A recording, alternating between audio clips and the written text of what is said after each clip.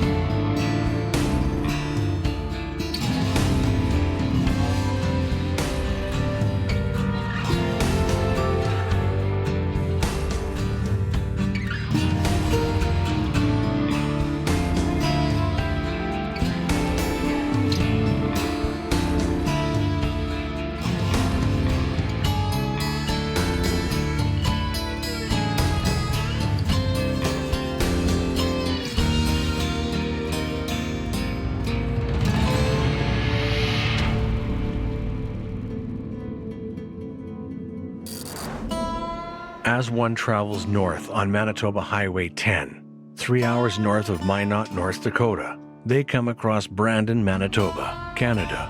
Population 48,859. Its surrounding agriculture sprawls out across the countryside, making Brandon the commercial hub of southwestern Manitoba. One might stop by the Comfort Kitchen Cafe for a delicious breakfast, or hit up the local downtown shops. Known for its winning hockey teams, provincial exhibition, and being a quiet place perfect for raising a family, on April 21st, 2002, the vibrancy of the community dims. Darcy and Debbie Charnie are the proud parents of 3 children. Erin was born September 30th, 1983. Erin was a great child. When she was growing up, we spent a lot of time together. We did a lot of activities together. She was into sports. Beautiful blonde hair, always loved to play and all the games that toddlers play, always followed us around, loved to read books, loved to be read to. She would often want to write stories as she was growing up, writing and reading, and her dream was to be a writer, write a book someday. Loved to participate in family events. She was very much the eldest of the cousins, so always the imagination, Erin's imagination was the most amazing part because she was able to include the greater of the family. We have a very, very large family, many nieces and nephews on my side of the family, on both sides. So always participated, brought in the little ones, brought in the bigger ones, often at church events or family functions and whatnot. She'd always have somebody doing a play or singing songs and so forth. So she was just always a joy to be around. We had lots of picnics in the backyard. She would make snow forts with me. She was like the older sister that everybody would have wanted because she just was like there and cared so much about us and the family. And she was athletic, she loved sports, and is the best person I know.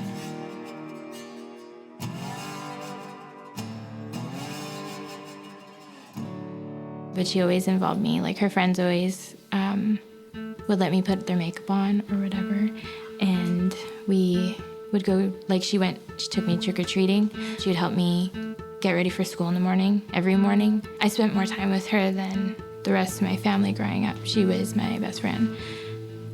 And she was so funny. Like many couples with children, Debbie and Darcy drift apart amidst raising a family and trying to make a go of it, and decide to get separated. The separation is hard on Erin, who loves family more than anything. She, like most youth, has her moments of acting out. But that never stops Erin from being an important part of their large, extended family. Living with me was just a release for her, to have an opportunity to have a change of pace, moving away from Brandon, having new friends, really having an opportunity to maybe find her place in a school setting. But in the end, it wasn't something that was working well for Erin. I wanted her to stay with us, but she just needed to move back home. Erin has a big personality. While parents know that can be challenging at times, she's loved by them and her large group of friends. She had like a social life, so she did hang out with her friends quite often. A 19-year-old prairie girl, Erin loves a good party. She was born to be the star of the show. Always the center of attention, she loves to entertain and have a great time. She had many friends, so she was just always a joy to be around. Erin dates 21-year-old Michael Bridges. Her parents don't warm up to him as he is standoffish. He was not a part of the family functions, never participated in anything, and Erin would, look for that comfort from him, I guess, but never really panned out for her.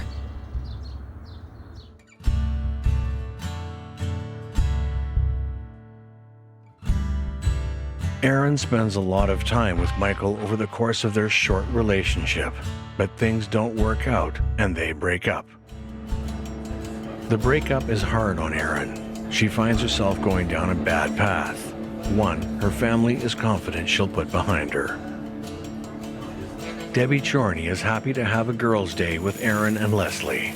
Erin and her brother live with their father at the family home, but Debbie moves into an apartment during their separation. Well, she was spending time between my place and her mother's place. We were separated. And she would be about half-time between each. And between them, Erin maintains her busy social life. Erin spends the day with her mom and sister. They put together an old-fashioned family meal, something they haven't done for a while since the separation. Erin receives a phone call and tells her mom she'll be back in an hour after she has coffee with some friends. She can't get away without a hug from her younger sister, Leslie, who looks up to Erin. I think the age gap helped just in terms of, I think Erin was able to talk to me without having, a filter on. Because I was so young, she was able to talk to me a lot more comfortably than she would the rest of the family, maybe. Erin leaves with her ex-boyfriend, Michael Bridges, and his friend, Bountavi Segmani. After they drive around for a bit, it becomes clear that Bountavi is the third wheel, and he gets dropped off at home. According to Michael, Erin and he spend an enjoyable evening together. She cuts his hair and gives him some relationship advice. Despite being broken up, they're determined to remain friends.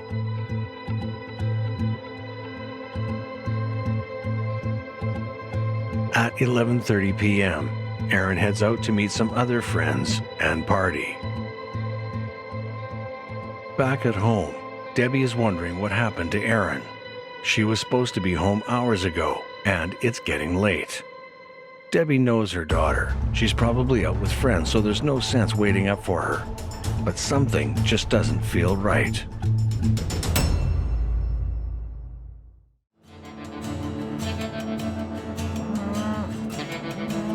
The second largest city in the province of Manitoba, Brandon serves a large agricultural region of southwestern Manitoba known as Westman. In 2002, the city was known as one of the 10 best cities in Canada. Always had the kids out all playing or running the fields at Brandon Hills and playing hide and seek, whatever it would be. So Brandon was a great place to raise a family. Many enjoyed the good life out here in what is lovingly known as the biggest small town you'll ever visit.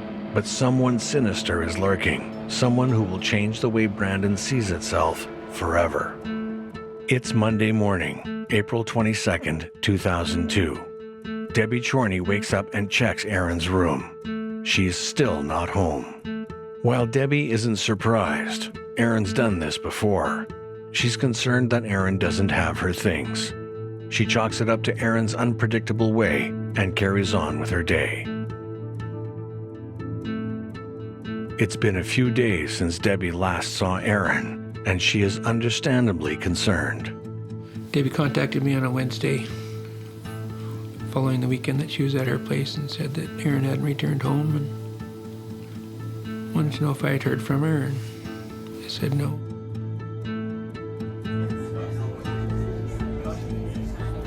Could that be it? Is Erin just out with friends? Well, we were hoping that she had just, gone off on a tangent and took off somewhere, and she would contact us sooner or later. Erin's been away before, but she always calls to let her family know she's safe. When Debbie and Darcy see that Erin hasn't taken her medication with her, their concern is heightened. I remember sitting on the couch and I was watching TV one night. My mom was calling every single person that she could think of. And she was like, she had the phone book and was crossing off like names and writing down every single name. And it was just like hearing the phone hang up and then be picked up again. And the same, like if you've heard or seen Erin, please let us know because we don't know where she is. With no luck contacting friends and family, it's time to call the police. Sergeant Dallas Lockhart is assigned to be the lead investigator after police hear about Erin's disappearance. As he takes down his notes, he knows he'll have his work cut out for him. Her mom, Debbie, came to the police station in person and filed, in essence, a missing person report saying that her daughter, Erin, hadn't been heard from for several days. This was atypical behavior, but not out of the realm of possibility that Erin was just off partying somewhere. The member who was assigned to it at that time did the preliminary inquiries, doing the obvious things, checking to see if there was any interaction with police through our records management system, checking the hospitals and other avenues where somebody may go.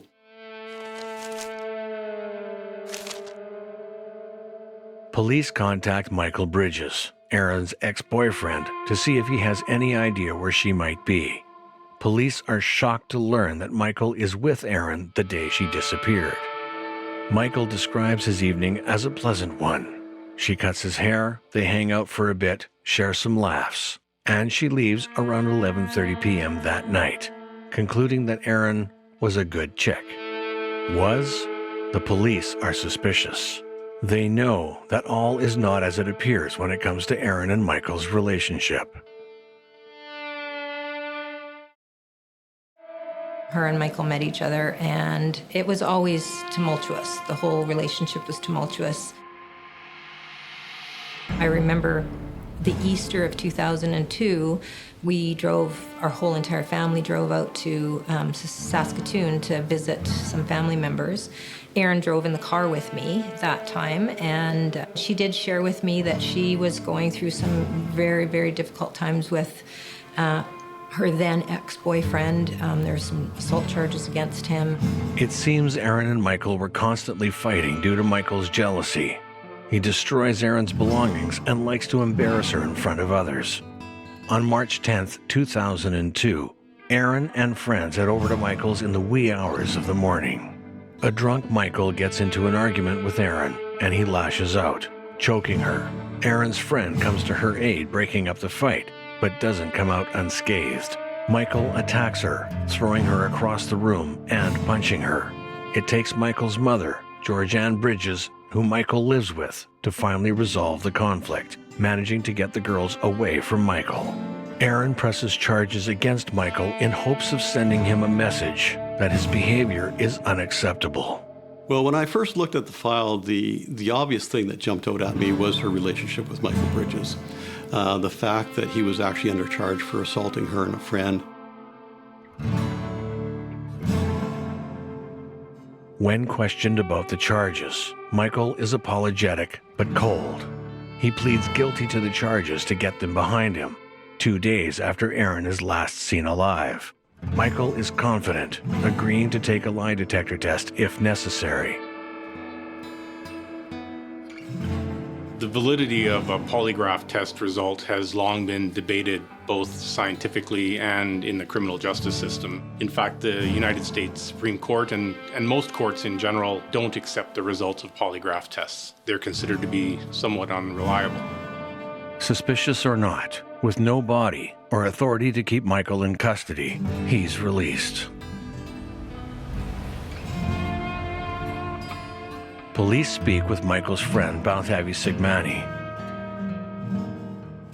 He confirms that he saw Erin on April 21st with Michael, but is dropped off shortly after they pick her up. Sigmani even volunteers to take a lie detection test to prove his innocence. Police continue their search for Erin, but are running out of leads. No one knows where Erin is, and Debbie and Darcy are at wit's end. They try to remain hopeful that they can find her. But as days turned into weeks and weeks turned into months, we realized that wasn't the case. Darcy and Debbie Charnie are at wit's end. They plead with the community for any information they may have on Erin's whereabouts. The overall community response to the Charnies' plight is heartening. Search parties were incredible. The community of Brandon was so incredible, trying to help us find her. Friends across Canada were putting posters up, child find posters, trying to figure out where she was. I remember them searching for Erin, and my mom and dad, I know, benefited from having child find walk them through and help them know what to do, or press-wise, it sucks to have to be in the spotlight all the time. My school actually was amazing. They were super, and they protected me from a lot of people talking about it.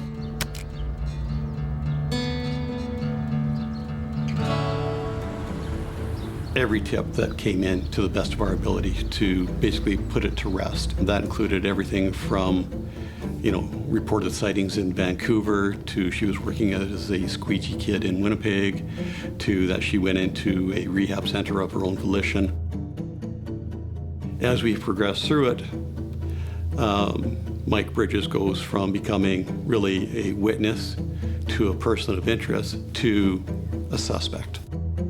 Police bring him in for questioning again, but this time he refuses to take the polygraph test he had agreed to take earlier. What could he be hiding? I had bad thoughts about his possible involvement right from day one, because shortly after she went missing, we formed a search party south of Brandon, close to his place where she was last seen. And you'd think that if he wanted to be involved in any way whatsoever, he would have been part of that search group, but he was not. After some analysis, authorities determined that Michael Bridges had some interesting body language during his interview with police, and he refers to Erin in past tense. They need to take action quickly. On paper, everything that he said looked great, but when we looked at the video and put the audio and watched it in context of the nonverbal cues, the body language that he displayed, we knew that he was concealing a lot more than what he was telling us. Care must be taken so Michael Bridges doesn't realize he's just become the prime suspect. He's put under surveillance to see if he'll lead police to any clues. He would stay hidden in the house for days or weeks at a time, not even associate with his few close friends. So we were becoming very frustrated with his lack of engagement overall, not just with us, but in life in general. That was a frustrating point in this investigation for sure. All the surveillance on Michael is proving he leads a boring life. It's time to get inside and see what they can find. We firmly believe that we had basically crossed all the T's, dotted all the I's in terms of being your standard investigational techniques. They had really gotten us only to the point where we had to look at making another step.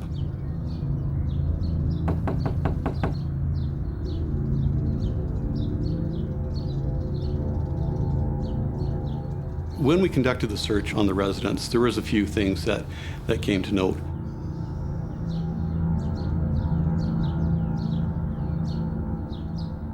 In terms of forensic evidence, there was nothing. Keep in mind that Aaron actually, for all intents and purposes, lived on an in-again, out-again basis with the Bridges family at their residence. In terms of finding, articles of her clothing or hair or anything like that really was of no consequence. Our forensic investigation unit did collect some forensic evidence. It turned out to be false positives on some of the samples collected. Within his bedroom, I found an envelope from his legal aid lawyer who was representing him on the assault charges against Erin and her friend Lindsay.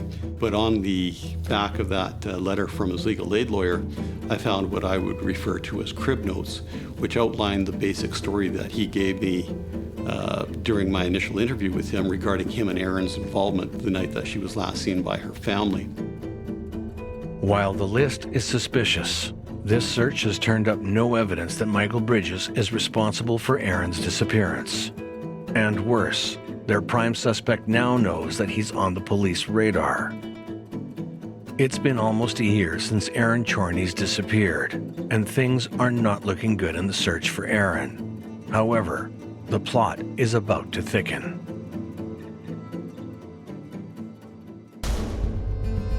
When a mysterious letter is delivered to Debbie's home, indicating some intimate knowledge of Erin's whereabouts, Debbie is taken aback. All of the letters alluded to the writer either being responsible for Erin's disappearance or for having intimate knowledge of what actually happened. So aside from looking at the content of the letter, we also submitted the letters for forensic examination. While the letter is understandably nerve-wracking for the Charnies, Sergeant Lockhart is hopeful that they'll make contact with the letter's writer. They went in for fingerprint examination. They tried lifting DNA off the stamps and off the seal strips on the back of the envelope flap. None of that came to anything of fruition. So either the person who sent the letters was incredibly lucky, or they were very organized and left no forensic evidence for us to find. From the analysis, they believe the letters have all been written by the same person and in the opposite hand. Our detectives one step closer to finding Erin Charnie. After spending an enjoyable day with her mother and sister, Erin Charnie heads out for coffee with a friend. Known for loving a good party, when Erin doesn't come home the night of April 21st, 2002, no one thinks much of it. It's now been a year since anyone has seen or heard from Erin. When cryptic letters begin appearing, police are hopeful they'll lead to some answers. But those hopes are dashed when the letters pose more questions than they answer. The community struggles with the fact that Erin is still missing. But for Erin's immediate family, it's unbearable. And then some cryptic letters that popped up somehow, and so there's more than one disturbed person doing this too. And it was very unsettling to read these and have them read to you. Police are desperate for clues. Their fears of going public have come true. They're inundated with numerous erroneous reports of possible Erin sightings, but they're all for naught. They know the letters have to hold a clue, but their pleas for the writer to come forward along with Darcy and Debbie's pleas for more information, have all gone in vain. The reality is, all the evidence they do have, circumstantial or not, points to one person. Out of options, out of clues. It's time to get creative. While police are having difficulty finding Aaron, their number one suspect gets a surprise visitor. It's a woman offering him an entry into a contest. An attractive smile is just what he could use after a year in the hot seat with police. And the chance to go to Calgary to watch a professional hockey game is just the thing to cheer him up. A few weeks later, Michael receives a phone call telling him he's won the contest. He can hardly believe his good luck. After the hockey game, Michael goes to a strip club where he meets another prize winner, Brock, and the two hit it off instantly. Michael's keen to maintain a friendship with him, and when he tells Brock he's from Brandon, Manitoba, Brock's elated, saying he's planning on moving to the area for some work, so the two exchange numbers. A few months have passed and Michael and Brock have struck up a friendship. Michael, lifelong in the western Manitoba area, arranges an apartment for Brock so he can be settled when he eventually moves there. And Michael can't put his finger on it. What exactly does Brock do for work?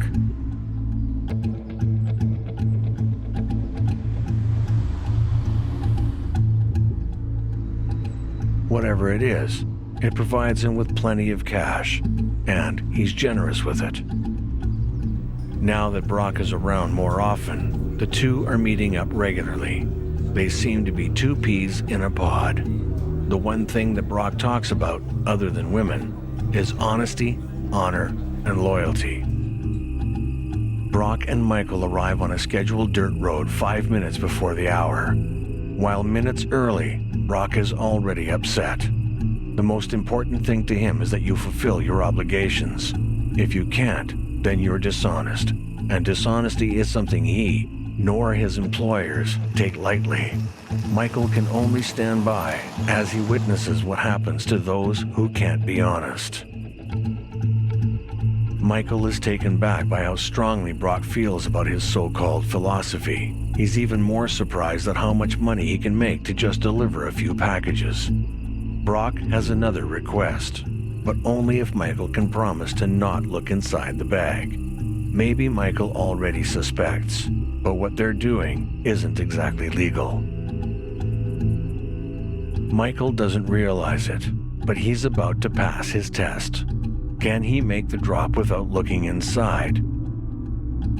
There is this idea that someone transporting illegal goods, whether it be drugs or otherwise, if they don't know what they're carrying, they have this sort of plausible deniability, is the phrase that's often used, so that they would not appear untruthful if asked as to what they were carrying.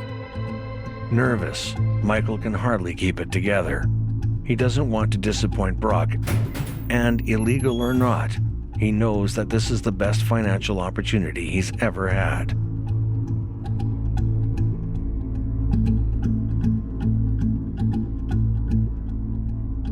With a successful drop, Michael has shown he can at least get the job done. It's when Brock gets a troubling phone call that money is missing that proves he's all in to be a part of Brock's world. There's been some inconsistencies with some of the deliveries that Brock's men have been making. They all lead to this motel room. While Michael wants to help, Brock assures him he'll be fine. It's what happens next that's a true test of Michael's character. When Brock gets back to the car, he gives Michael a once-over. He wonders, can this be the guy? Can he do what it takes? Michael laughs, openly wondering why Brock just didn't kill the woman. Michael is ready. He's passed all the tests Brock can throw at him. It's time for the big ask. Brock asks Michael if he wants to join the criminal group that he's a part of, officially. But there's a catch. To get in, he must impress the boss with a tale of truly despicable nature and confess his biggest sin. The question is, does he have one to tell? Michael tells Brock that 2 years before he had gotten into an argument with his ex-girlfriend. He pushes her, but she trips and falls over an ottoman, smashing her head on a table, and dies. Not wanting to get in trouble, he hides her body. It sounds terrible, but Brock isn't sure that Michael's story is going to be enough to convince the big boss that Michael is a serious player. He accidentally kills his girlfriend. Doesn't really sound like a crime. It's also meaningless without a body, because Brock, the Royal Canadian Mounted Police, and the Brandon Police Services are going to need one to make the charges stick, because this whole affair has been a ruse to get Michael to confess to his role in Erin's disappearance.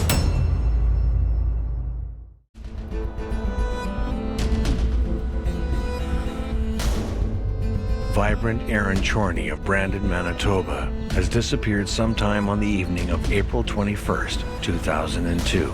Despite public pleas and an extensive search for Erin, she's seemingly disappeared without a trace. The last person to see Erin is her ex-boyfriend Michael Bridges. He says she left his house that night, but something doesn't add up. Authorities orchestrate an elaborate sting operation in order to find out what Michael really knows. What we wanted to do was set up scenarios with very firm, very defined objectives to accomplish what we needed to accomplish. One of the primary things that we needed to enforce, and it was reinforced through just about every scenario, was the concept of trust and honesty within the organization. So to show that Mike was gaining the trust of the organization, he was giving a task where he had to transport the bag, which I believe he thought contained firearms, to a different destination, drop that bag off, pick up another bag or envelope and bring it back and turn it over. And again, that was to emphasize that trust and honesty aspect. The ultimate goal is to get Mike to want to join the organization, knowing that he has to be trustworthy, that he has to be honest, that basically the organization needs to know everything about him prior to actually taking him on and engaging him in the business of the organization. Through very frequent interaction, one of the attributes of being a good undercover operator is that you can morph into what is required. And Brock adjusted his portrayed out view of life to match Mike's, so in terms of how they viewed and spoke about women. Going for frequent meals at restaurants where Brock was always picking up the tab. One of the scenarios that we created was where Brock and Mike arrived at a hotel looking for a female who owed the organization some money.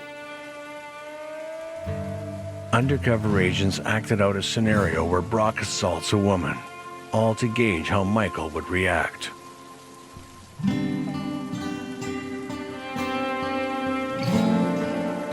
Mike liked money, he liked having disposable income, he didn't want to have to work too hard, and he liked being able to portray himself as kind of a successful person without having to put the effort into it. Brock's organization promises to provide that. All it needs from Michael is honesty. There actually ended up being a total of 3 what I would term confessions from Mike, each being a little more detailed, a little more self-incriminating than the previous. He gave a very loose description as to what transpired, justifying everything that he did, basically portraying himself as a victim of the circumstances and having to take the action that he did for self-preservation. When they got back to Brandon, and this was in February of 2004, he did actually lead Brock to where he disposed of Erin's body in the Brandon cemetery.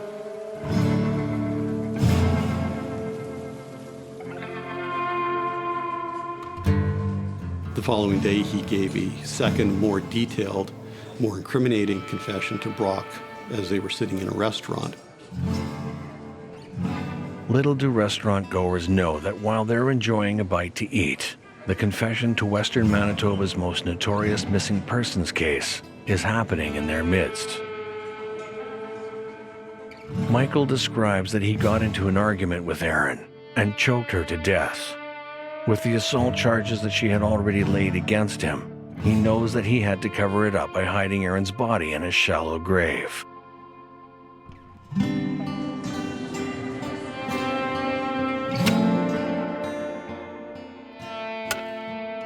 We actually went in and did a surreptitious search of that grave to determine if Erin's body was likely in there. That turned out to, in fact, be the case, where we were able to say, yes, there is something in this grave that doesn't belong, and based on what our suspect has told us, we believe it to be Erin's body.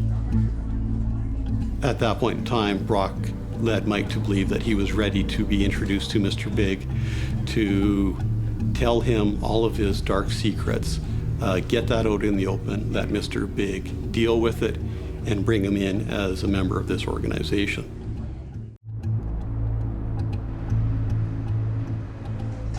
There are investigators who do become very proficient at conducting undercover operations where they can fully immerse themselves in a criminal underworld, so to speak.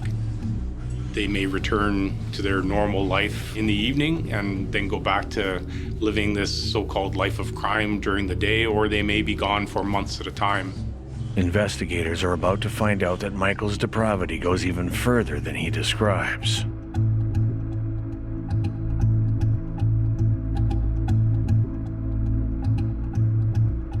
It's Michael Bridges' big night. Unaware that he's in the midst of a massive sting operation, his undercover RCMP handler, Brock, encourages him to go over the details one more time before meeting the boss. What Brock hears this time is even worse than he could have imagined. Brock actually has him go through the confession one more time as a rehearsal for what he's going to tell Mr. Big, and that was what was video and audio recorded at the hotel. Michael Bridges describes in detail how after he chokes Erin with his hands, he uses an extension cord to finish her off.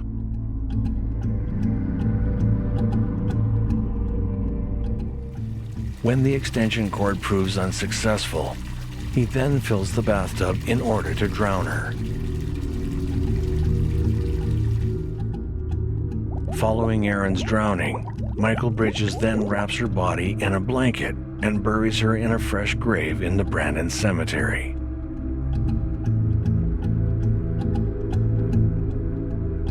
As that was happening, that's when we were involved with recovering Erin's remains from the cemetery. So those two events kind of happened simultaneously.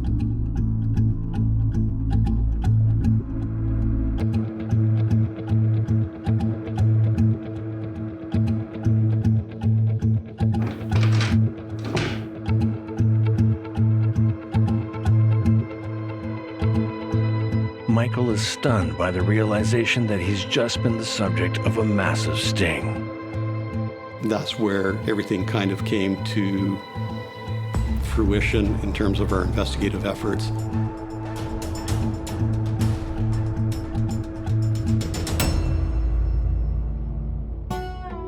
We never knew anything until the day that they arrested him, and that was in 2004, February 13th, I believe. I got a call from Sergeant Lockhart saying, could you come down to the station? We have some new information. But as much as we are happy that we were able to bring that investigation to a successful conclusion, the other aspect of it is that we took away all hope from the Charnie family of Erin ever coming back to them. And we went down, and that's when we were told that she was found, and they had, recovered her body, and he was being arrested at the same time. The only question now is, can the authorities make the charges stick? Is the whole Mr. Big operation even admissible? So Mr. Big Sting is essentially where an undercover officer poses as a member of usually a criminal organization and tries to lure an accused person into a conspiracy. They gain their trust and they start talking about other things that they've done and try to get them to make admissions. So Mr. Big Stings have actually been banned in the UK and US, and they are admissible in court in Canada, but they're very controversial. And legal experts believe that they can potentially lead to coerced and false confessions, and it's essentially entrapment. But the RCMP know about the controversy surrounding this type of sting operation. Brock asks Michael on camera and on tape why he changed his initial story from it being just an accident. Michael states that he was nervous to tell him the whole story. His rehearsal statement to Brock, as they're waiting for Mr. Big to arrive, we believe to be the true story as to what happened that night, which was borne out as much as it could be by the forensic evidence that we recovered during the recovery of Aaron's body. The courts agree. Michael Bridges is given a life sentence for a first-degree murder. You can't prepare yourself for a trial like that and to have every detail read out to you. And it was very difficult for the whole family. Still, some questions remain. To this day, we still don't know who sent the letters. The Charnies are left with an Aaron-sized hole in their lives. The town is shocked, but will move on together with an invigorated notion to watch out for each other and tackle partner abuse. There was hundreds and hundreds of people at Aaron's funeral. I am sure thousands, which we knew that everybody was looking for her. And it was evident at that funeral to have an opportunity to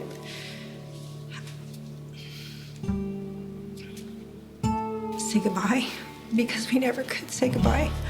I'm just really happy how the community came together, our friends and our family. So traumatic for all of us to have to deal with the emotions. And I don't want anybody else to have to go through this again. As if to add insult to injury, in April of 2021, a judge says Michael can apply for early parole under a now defunct faint hope clause in 2026 instead of 2029. A process that forces the family to relive Aaron's murder all over again. He's supposed to be in there until 2029, and that's still not long enough as far as we're concerned. It's like the feeling like there's enough things that could make up for, like, you can't just be a better person and say it's okay, because it's not okay. Erin's not just a tragedy, that she is like the best sister. She is the most amazing daughter. She is the best friend for me. Like, that's important that her memory is made known, that she is still so loved, still so missed.